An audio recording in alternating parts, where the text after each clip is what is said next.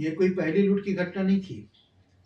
जब सीता देवी जी का परिवार अदालत चला गया, अदालत में जाने का कारण बहुत बड़ा था और ये लूट की घटना पिछले 60 सालों से लगातार चल रही थी, बार बार चल रही थी। और एक ही आदमी, एक ही परिवार पर जुल्म पे जुल्म ढाया जा रहा था। न तीर चल रही थी, न तलवार चल रहे थे, पर अंदर ही अंदर रक्त बह रहा था, हत्याएं हो रही थी। सबसे पहले तो सीता देवी जी की छलपूर्वक शादी करवा दी गई जबरन। उसके बाद उनके ही घर में उनको कैद करके रख लिया गया। उनके एक दिन के नवजात बच्चे को अस्पताल से या तो अपहरण कर लिया गया या फिर उसकी जो भी फिर दूसरे बच्चे के साथ भी यही किया गया। और जो भिखमंगा दीपक, उसकी बहन मंजू, जो काफ़ी छोटे कम उम्र से यानी 3 4 5 साल की उम्र से उनके घर पे पलाने के लिए छोड़ दिया गया था। एक गाय कुत्ता खाता है, फेंका जाता है खाना, उसको खा करके ये लोग रहेगा। तो उस सब ने बड़े होकर के ये साजिश की। दीपिका की माँ भिखनी, उसका मामा भिखारी और उसका सब लड़का सब। तो इन लोग का एक गिरोह था, अनबर गिरोह, जो कि एक सीधी सादी महिला और उनकी माँ को एक तरह से कैद कर लिया। कृष्णा सिंह, सीता देवी के पति, वो भी दबाव में थे काफ़ी बुरी तरह से। तो ये जो लूट की घटना लगातार होती रही उन्हीं के घर में रह करके। सोचिए कि कोई आदमी, एक फिल्म आई थी 36 घंटे, तो उसमें 36 घंटे के लिए परिवार को बंधक बना लिया गया था 3 अपराधियों द्वारा। तो उसका क्या हाल हुआ था। यहाँ तो 60 सालों तक एक परिवार को बंधक बनाकर अंदर ही अंदर जुल्म पे जुल्म ढाया जा रहा था। और जुल्म की कहानी इतनी बड़ी है कि अगर जब इस बात का एक परत दर परत खुल रहा है, तो अगर पूरी बात जब दुनिया जानेगी, पूरी बात जब सब भगवान कृपा से जान पाएंगे, तो देखेंगे कि रामायण और महाभारत में इतना षड्यंत्र साजिश नहीं था जितना इस सच्चाई में है। और करने वाला अनपढ़ बेवकूफ गिरोह का कुछ घटिया आदमी, जो कि राक्षसों से भी बदतर है, दैत्यों से भी बदतर है। तो इन सबको तो वो हाल होगा, या धरती के इंसान द्वारा, या समाज द्वारा, या कानून द्वारा, जिस द्वारा भी, कि इन लोगों को तो जो भीख मांग रहा था, आज लूटपाट करके करोड़ों की जमीन जायदाद लूटपाट करके, और सिर्फ पैसे की लूट नहीं, यहाँ पे समाज में एक परिवार के साथ पूरे मानवता की लूट हुई। एक परिवार के साथ, एक आदमी के साथ नहीं, पूरे परिवार के साथ।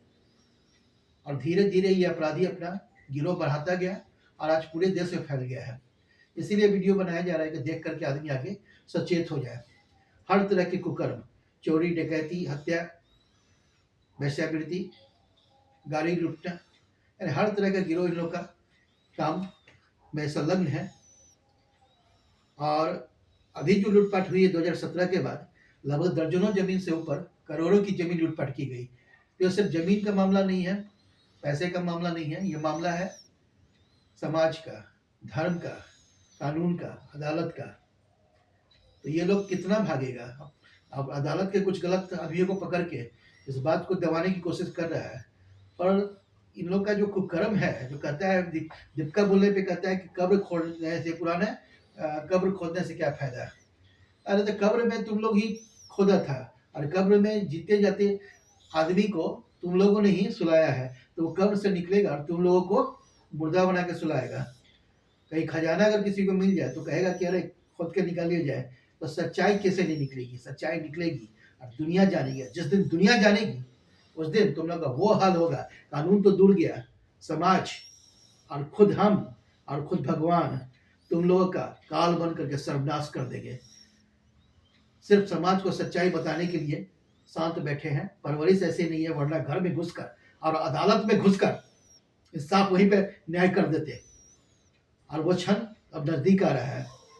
अगर कानून का आदमी कानून तोड़ने लगेगा तो आम आदमी भी जागेगा और वो कानून का सही इस्तेमाल भी करना जानता है। और तुम लोग की रूह कांपेगी, आत्माएं रोएंगी, कीड़े पड़ेंगे तुम लोगों के पूरे खानदान को। दीपिका हो, मंजुआ हो, चंद्रावतिया हो, डिजिया हो, चाहे आरा जिला का कोई आदमी हो, चाहे पटना का कोई भी शख्स हो, कहीं भी छुपा हो किसी भी रूप में, एक एक को पकड़ पकड़ के, एक एक पाप का, एक एक गुनाह का, सबका इंसाफ, सबका न्याय इसी जगह पे होगा। देखते रहना। बस आखिरी चेतावनी दे रहा हूँ, इसके बाद संभलने का मौका नहीं मिलेगा।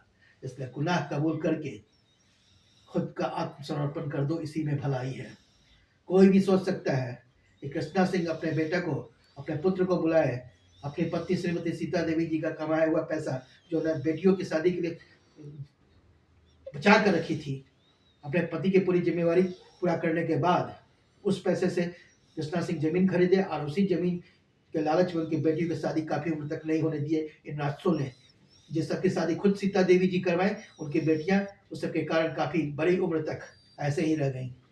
उनका घर लूट लिया गया। सोचा जा सकता है जिसके घर में एक कमाई रहती है वो तो सारा चीज पूरा कर लेता है, यहाँ तो दो दो कमाई थी, सरकारी नौकरियां, फिर सारे पैसे कहाँ गए? जो भीख मांग रही थी मंजुआ, मंजुआ की माँ भिखनी, दीपिका, दीपिका का बनोई बुटना, दीपिका का बनोई नारायणा, नारायणा का बनोई बुटना, बुटना का बनोई बीर बहादुर। तो गांव के जो भी आदमी इसमें शामिल है और पटना शहर का भी जो भी, तो सब या तो आत्मसमर्पण कर दो या फिर दूरी बना लो, पकड़े जाओगे, सजा बहुत खराब मिलेगी।